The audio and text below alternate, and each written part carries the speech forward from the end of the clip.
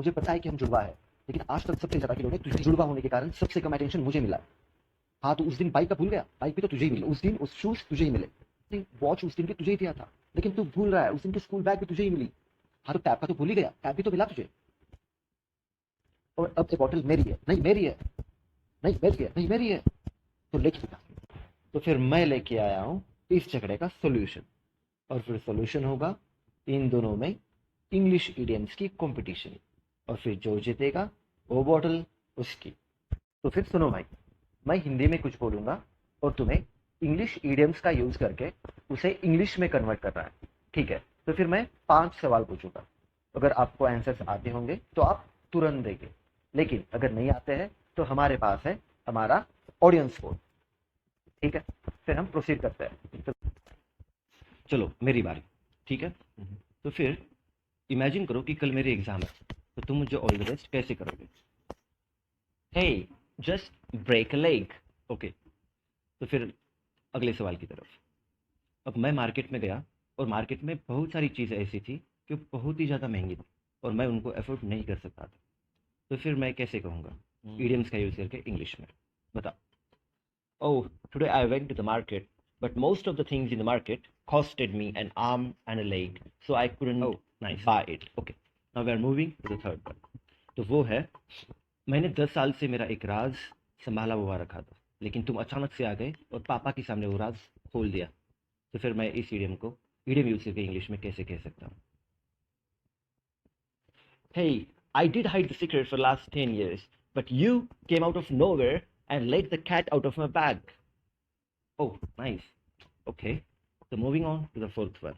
तो वो है, मैंने रातों रात मेहनत करके एक बड़े एग्जाम को क्लियर कर दिया। तो फिर इसको मैं इंग्लिश में इडियम यूज करके कैसे कह सकता हूँ? Oh, I'm sorry. I think I'll have to take the help of the audiences. Oh, you don't know. Okay, no problem. So we will be moving on to the audiences. ठीक है, अभी last सवाल की तरफ जाते हैं। तो वो है, सारे इंट्रोवर्ट्स पार्टी करने के लिए जाते हैं, ठीक है, और मैं अकेला उन सब में एक्सट्रोवर्ट होता हूँ। अकेला को इंग्लिश का इडियम यूज करके कैसे डिस्क्राइब कर सकते हैं? बताओ। Oh, there are lot of introverts in the party and I'm feeling like wolf in the hen house at the moment. Okay, nice, yes. तो हो गया। इसका मतलब तुमने भी 4 सवाल के आंसर सही दिए और एक का गलत। मेरा पहला सवाल है, हिंदी में बोलता हूँ कि इंट्रोवर्ट लोग पार्टी में जाते हैं, इंट्रोवर्ट लोग पार्टी में जाते हैं, तो फिर कॉन्वर्सेशन इनिशिएट करने में इंग्लिश में ईडीएम यूज करके हम कैसे बोल सकते हैं? Hey guys, let's break the ice. Okay, now proceeding to the second question. मुश्किल का सामना करना, मतलब मेरी एग्जाम पास में आई है और मेरी पढ़ाई कुछ भी नहीं हुई है, अब मुझे मुश्किल का सामना करना ही पड़ेगा।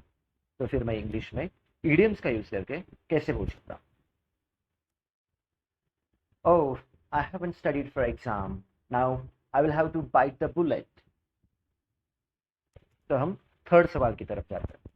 तो वो है, अब पापा ने उनकी रिस्पॉन्सिबिलिटी कंप्लीट की है और अब बेटी की बारी है।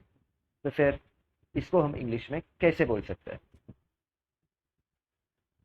See my child, I have done my work. Now the ball is in your court. Oh, nice. Okay, तो चलिए हम फोर्थ क्वेश्चन की तरफ जाते हैं। तो फिर मुझे हिंदी में बोलना है कि इधर उधर नहीं भटकना है, सीधा पॉइंट पे आना है। तो मैं इंग्लिश में कैसे बोल सकता हूँ? Oh, I am sorry, I don't remember, I think I have to go with audiences. Oh, नहीं आता है, ठीक है, कोई बात। चलो हम ऑडियंस पोल की तरफ जाते हैं। तो फिर ऑडियंसेस, आप कमेंट्स में आपका आंसर लिख सकते हैं। चलो, अब हम फिफ्थ सवाल की तरफ जाते हैं। तो वो है, तो रमेश क्लास में साल में 2-3 बार ही आता है, मतलब वो कभी कभार ही दिख जाता है। तो फिर इंग्लिश इडियम का यूज करके मैं इसे इंग्लिश में कैसे बोल सकता हूँ? Ramesh is a student who everyone sees once in a blue moon in the class. Oh, nice, ठीक है। अब 5 में से तुमने 4 सवाल के आंसर सही थे और एक नहीं दे पाए। तो देखा, ये मैच हो गई है टाई। और अब ये बॉटल किसकी है इसका इंतजार हमें थोड़ा और करना पड़ेगा।